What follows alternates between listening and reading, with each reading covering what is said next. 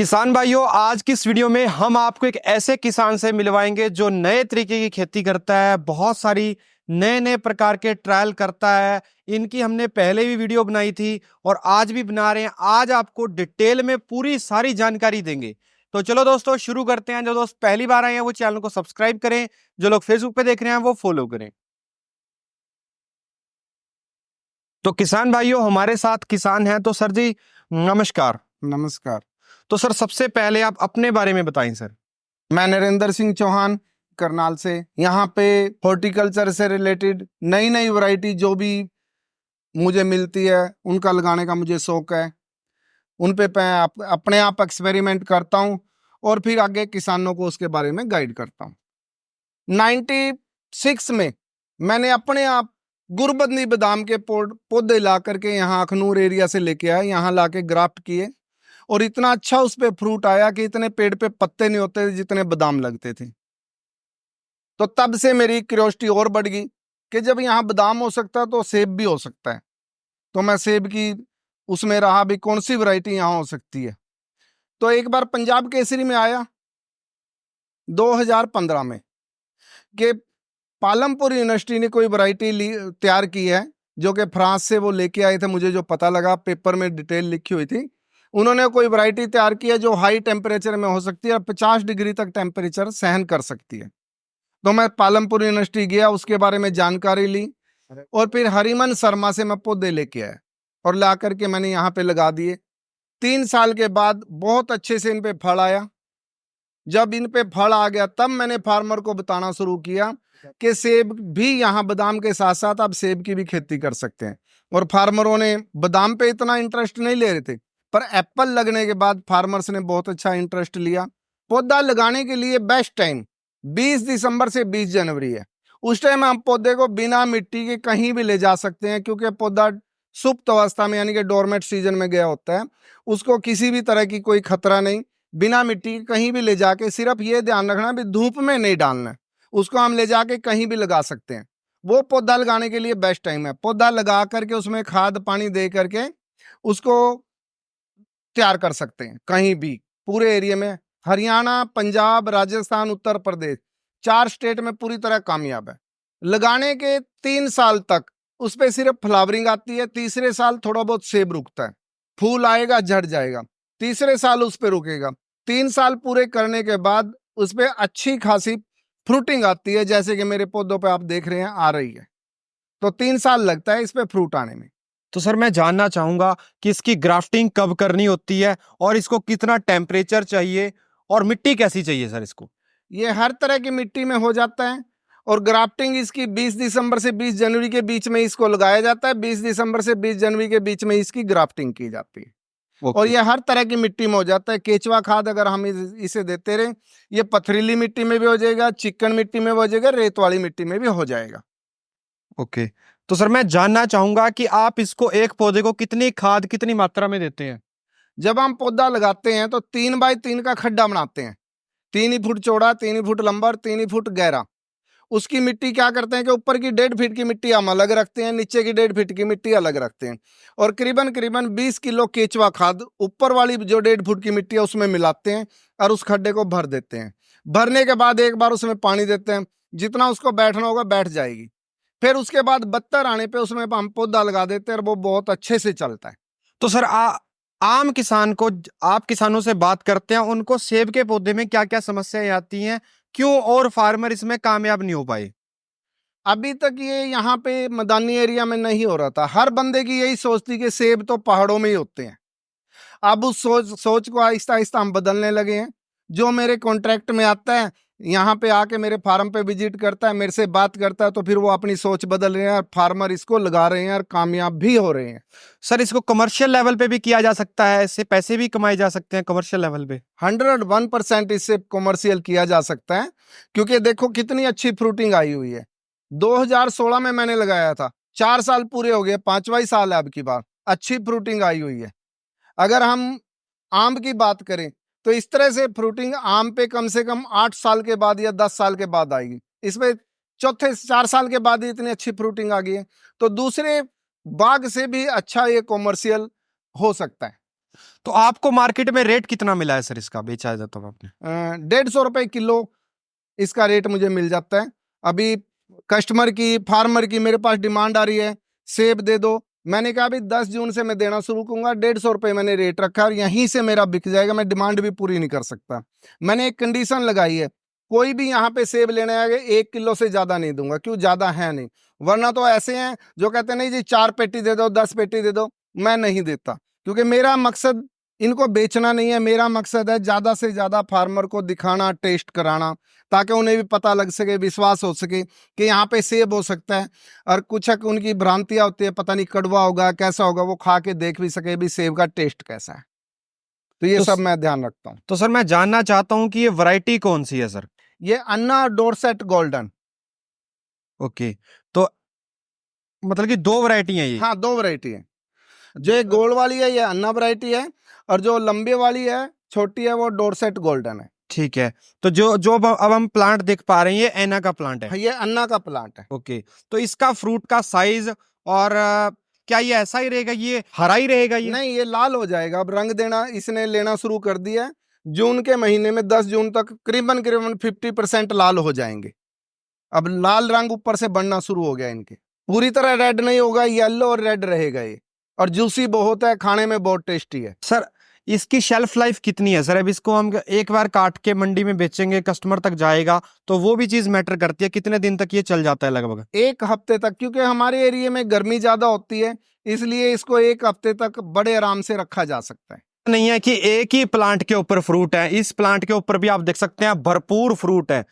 और अब इस प्लांट के ऊपर मैं आपको दिखाना चाहूंगा कितनी ज्यादा हैवी फ्रूटिंग आई हुई है। आप देख सकते हैं एक ही गुच्छे में 4 सेब, 2 सेब इधर हैं, और ये देख सकते हैं कितना बड़ा गुच्छा है। आप देखें कितना ज्यादा सेब आया हुआ है। आप यहाँ पे देखें, काउंट भी नहीं कर सकते एक ही गुच्छे पे। आप देखें कितने हैं, 1 2 3 4 5 6 7 8 9 10 11 12 13 से 13 सेब आए हुए हैं एक ही गुच्छे के ऊपर, जो कि है ना कमाल की बात। इनके बारे में जानना चाहूंगा कि इसकी फ्रूटिंग कैसे आती है? आम के जैसे आती है, हर साल आती है? हर साल आती है, पर ये अभी 1 साल हैवी आएगी, अगले साल लाइट आएगी। ऐसा नहीं भी बिल्कुल, जैसे आम पे तो बिल्कुल ही नहीं आती, 1 साल पूरा आएगा, 1 साल आता ही नहीं है। इस पे ये अभी 1 साल ज्यादा आएगी, अगले साल कम आएगी। इस तरह से है, इस पे आएगी आए साल। यहाँ पे देख सकते हैं कितनी शानदार फ्रूटिंग आई हुई है। तो सर मैं आपसे जानना चाहूंगा कि इस वैरायटी में कोई रोग वगैरह भी आते हैं? नहीं, रोग नहीं आते। कीड़ा लगता है, बहुत कम लगता है। देखिए, इस पे मैंने कोई स्प्रे नहीं किया आज तक, कोई केमिकल स्प्रे नहीं किया। नीमोमृत, जीवामृत उन्हीं का स्प्रे किया, और कोई कीड़ा नहीं है, किसी किसी में है। बाकी इसको पक्षी बहुत ज्यादा खाता है, कोयल इसको खाती है, तोता खाता है, कंटो खाती है, तो ये सर बहुत ज्यादा खाते हैं। उसके लिए सर मैं आपको सजेशन देना चाहूंगा, जो कि मच्छरों वाली जाली होती है, वो जाली आप इसके ऊपर डाल दें सर। पिछली बार मैंने जाली डाली थी, जी जब तूफान यहाँ पे बहुत आते हैं इस सीजन में, उस जी जी, तूफान की वजह से मेरे पेट जैसे ये बिल्कुल नीचे गिर गया था। मैंने खड़ा किया तो ये सूख गया। बिल्कुल वो जाली अब की बार मैंने नहीं डाली, पिछली बार डाली थी, ठीक पर है। उसका रिजल्ट ज्यादा खतरनाक रहा, क्योंकि ओके, तूफान जब आता ना तो जाली की वजह से रगड़ ज्यादा लगती है, सारा सेब टूट जाता है, बिल्कुल 20% सेब टूट जाता है। जो हिमाचल में हम देखते हैं, वहां भी मैंने पता किया, वो जाली पक्षियों से बचाने के लिए नहीं डालते, वो डालते भी वहां पे बर्फ पड़ती है। अगर बर्फ सीधा फल के ऊपर गिर जाए तो वो फल बर्फ से खराब हो जाएगा, इसलिए वो जाली डालते हैं। हमने सोचा भी नेट वो पक्षियों से बचाने के लिए डालते हैं, बट पक्षियों से तो अच्छा, नहीं बचा सकते। पक्षियों से तो आपको प्रैक्टिकली बचाना पड़ेगा। प्रैक्टिकली बचाना पड़ेगा। यहाँ पे शोर मचाएंगे, पक्षियों को भगाएंगे, तभी पक्षी उड़ेंगे। और सर मेरा अब सवाल आपसे यह है कि जो किसान इसको कमर्शियल लेवल पे करना चाहते हैं, तो इसको कितने बाय कितने पे लगाएं, और एक एकड़ में कितने पौधे लगेंगे? 15 बाय 15 पे अगर लगाते हैं तो 1 एकड़ में 160 पेड़ लगेंगे, और उसमें 15 बाय 15 में ट्रैक्टर वगैरह भी आराम से चल जाता है छोटा, और आपस में ये मिलते भी नहीं है। तो सर मैं जैसे देख पा रहा हूं कि आपने यहाँ पे खूब सारी इंटरक्रॉपिंग कर रखी है। हाँ तो जी, हाँ जी। इंटरक्रॉपिंग क्या हर किसान कर सकता है? इसमें फायदा है, क्योंकि इसको ज्यादा स्पेस नहीं चाहिए, हर साल हम इसकी प्रूनिंग करते हैं। मैं, कोई किसान मेरे पास आता है तो मैं उसे सुजेस्ट करता हूँ कि 5 लेयर में वो बाग लगाए। 5 लेयर सर क्या टेक्नोलॉजी आप बताएंगे 5 सर? लेयर में ये है भी, जैसे चीकू है, लीची है, आम है, ये 40-40 फुट पे लगा दो। उसके बीच में आप 20-20 फुट पे सेब लगा दो। उसके बीच में 10-10 फुट पे आप आलू बुखारा लगा दो, आड़ू लगा दो, नाशपाती लगा दो, ये सब लगा सकते हैं। और उनके बीच में फिर आप नींबू लगा सकते हैं, फालसा लगा सकते हैं। इस तरह से 5 लेयर में अगर करते हैं, और चारों तरफ उसके नाशपाती लगा सकते हैं। नाशपाती में भी नई वैरायटी आएगी, जैसे पंजाब ब्यूटी है, लिंकेट है, और एक इजराइल की आई है निजी सिक्की, जिसकी बहुत अच्छा टेस्ट है, उसका रेट भी बहुत अच्छा मिलता है। इन सब चीजों का अगर मिक्स करके हम बाग लगाएं तो 6 महीने बाद ही हमें इनकम आनी शुरू हो जाएगी, और जैसे जैसे ग्रोथ करेगा इनकम फार्मर की बढ़ती जाएगी। मैं ये कहता हूं भी 5 साल के बाद कम से कम 5 लाख में 1 एकड़ का बाग जाएगा, अगर 5 लेयर में वो लगाता है तो, ये गारंटी है। और उसके नीचे आप वो हल्दी भी लगा सकते हैं, जो कि साल में एक बार लगानी होती है, और अगले साल लगाने की भी जरूरत नहीं है। हम जितनी मर्जी उसमें से चुग लें, इतनी हल्दी उसमें रह जाती है कि वो अपने आप जमती रहेगी। तो सर मेरा सवाल है कि आपने इतनी सारी वैरायटीज बताई हैं, क्या आप सभी की वैरायटीज बता सकते हैं कि कौन सी वैरायटी किस चीज की बेस्ट है?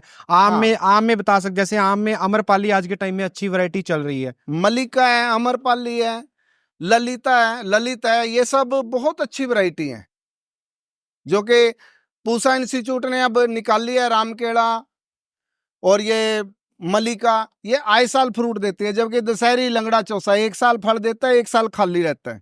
तो नई नई वैरायटी जो है वो लगाएं, बेस्ट से बेस्ट अपना पैसा कमाएं। तो सर मैं सेब की खेती पे दोबारा वापस आना चाहूंगा। हाँ जी। तो मैं ये जानना चाहता हूं कि आप इसको ओपन इरिगेशन करते हैं या इसके अलावा इसमें स्प्रिंकलर और बाकी सिस्टम जैसे इरिगेशन होता है वो भी कर सकते हैं? इसमें ओपन भी कर सकते हैं, और फ्लड इरिगेशन जिसे बोलते हैं वो भी कर सकते हैं, और इसमें ड्रिप इरिगेशन भी कर सकते हैं। छोटे पौधे हैं उसमें स्प्रिंकलर भी कर सकते हैं, उसके बाद ड्रिप इसमें ज्यादा कामयाब है। मैं बात करना चाहूंगा इस पौधे से आमदनी की। तो एक पौधे से कितनी आमदनी हम ले सकते हैं और 1 एकड़ से कितनी आमदनी हम ले सकते हैं सर? देखिए, एक पौधे से एवरेज अगर हम लगाएं, किसी पे कम किसी पे ज्यादा, 80 किलो कम से कम हम सोच के चलते हैं अभी पौधे से हमें एवरेज जो पड़ेगी। और मिनिमम रेट भी अगर लगाएं, 60 रुपए भी अगर हम लगाएं, भाई हम मंडी ले जाते हैं तो कम से कम 60 रुपए, क्योंकि ऑफ सीजन होता है उस टाइम, कहीं भी मार्केट में एप्पल नहीं होता। जब हरियाणा, पंजाब, राजस्थान और उत्तर प्रदेश का सेब पकता है, ये 15 जून के आसपास पक जाता है, तो उस टाइम कहीं भी मार्केट में ताजा सेब नहीं होता। तो कम से कम भी हम रेट लगाए तो 60 रुपए तो कम से कम मंडी ले जाएंगे तो भी मिलेगा हमें। तो इस हिसाब से अगर लगाएं 7 लाख कुछ बैठता है 1 एकड़ का, क्योंकि 160 पौधे हैं। बिल्कुल। तो हम सारा खर्चा पानी भी निकाल ले तो नेट इनकम 1 एकड़ से हमें 5 लाख कम से कम सारा खर्चा निकाल के बचेगा ही बचेगा फार्मर को।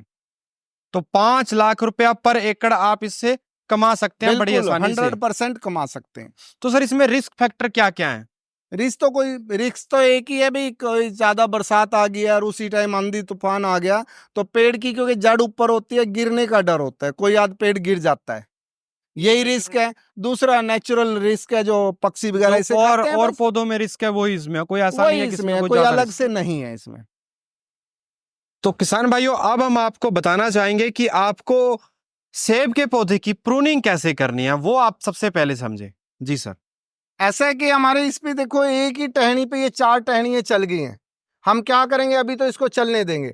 दिसंबर के महीने में 20 दिसंबर से 20 जनवरी के बीच में जो टहनी हमारी बाहर की तरफ चल रही है, इसको हम जितनी ये बढ़ जाएगी उसका 1/3 काट देंगे। अभी तो इतनी है, ये अभी कम से कम 5 फुट तक हो जाएगी। 1/3 इसको काटेंगे। अंदर की जो टहनियां उनको बिल्कुल जमीन हटा देंगे, क्योंकि पेड़ के अंदर तक, जैसे ये है, इन टहनियों का हम हटाएंगे, क्योंकि अंदर तक धूप जानी चाहिए, तभी फ्रूट अच्छा आएगा। अगर हम इसको ज्यादा थिक कर देंगे तो जो अंदर, जैसे देखो कैसे फल आया हुआ है, कितना अच्छा आया हुआ स्वस्थ, वो नहीं आएगा। इसलिए हमें इसको थीनिंग करनी पड़ती है, बीच की टहनियां काटनी पड़ती है। जिसका बाहर की तरफ रुख होता है उसको 1/3 काटते हैं, बीच वाली को मिला के काट देते हैं। इस तरह से इसकी कटिंग करनी पड़ती है। तो सर मैं आपसे जानना चाहता हूं कि इस वैरायटी को कितना एना लगाना है, कितना डोरसेट लगाना है, या कितना गोल्डन लगाना है, आप इस कंफ्यूजन को दूर करें सर। ऐसा है कि दोनों अन्ना और डोरसेट गोल्डन 50-50 लगाना है, क्योंकि जितना लंबा ड्यूरेशन इनका पोलिनेशन का रहेगा उतना ही अच्छा फ्रूट आएगा। तो इसलिए कभी भी एक वैरायटी नहीं लगानी है, मिक्स लगानी है। और जो भी मैं फार्मर को देता हूँ मिक्स ही देता हूँ। उसको पोलिनेटर बोलते हैं, पोलिनेटर जितना पोलिनेशन जितना अच्छा होगा उतना ही अच्छा हमारा फ्रूट आएगा। तो ये वैरायटी जो हिमाचल में लगाते हैं फार्मर, वो डोरसेट गोल्डन को सिर्फ क्रॉस पोलिनेशन के लिए ही लगाते हैं। दूसरा तो उनका रेड चिप वगैरह वो चलती हैं वैरायटी, जो यहाँ नहीं हो सकती। बहुत सारे लोगों का ये सवाल है सर, जो हिमाचल में कश्मीर में जो सेब लगता है, क्या ये सेब वही है या वहाँ पे अलग वैरायटी होती है सर? देखिए, जो वहां पे लगता है वो वैरायटी यहाँ प्लेन में मैदानी एरिया में नहीं हो सकती। वो नहीं है, ये अलग है। ये फ्रांस से लेके आई थी पालमपुर यूनिवर्सिटी, अन्ना और डोरसेट गोल्डन। हाई टेम्परेचर में अन्ना की भी कई वैरायटी है, पर ये हाई टेम्परेचर में होने वाली वैरायटी है जो पालमपुर यूनिवर्सिटी ने तैयार की थी, और यही मैदानी एरिया में लग सकती है। अभी तक यही कामयाब हुई है। उम्मीद है किसान भाइयों आपको एक शानदार जानकारी देखने को मिलेगी, तो इस वीडियो को शेयर जरूर करें हर दोस्त के साथ, हर परिवार में, हर व्हाट्सएप ग्रुप में, ताकि ये जानकारी लाखों करोड़ों लोगों तक पहुंचे। जो लोग बाहर से 150 रुपए 200 रुपए किलो सेब नहीं खरीद सकते हैं, वो इसके 4-5 पौधे लगा के अपने घर पे ही फ्रूट तैयार कर सकते हैं, क्योंकि सबसे हेल्दी फ्रूट होता है सेब। तो दोस्तों जल्दी मिलते हैं आपसे नई वीडियो में। आप इस वीडियो को लाइक और शेयर करना ना भूलें। अगर अब तक आप मेरे चैनल से नहीं जुड़े तो चैनल को सब्सक्राइब करना और फॉलो करना ना भूलें। जल्दी मिलते हैं एक नई वीडियो में। धन्यवाद। जय हिंद।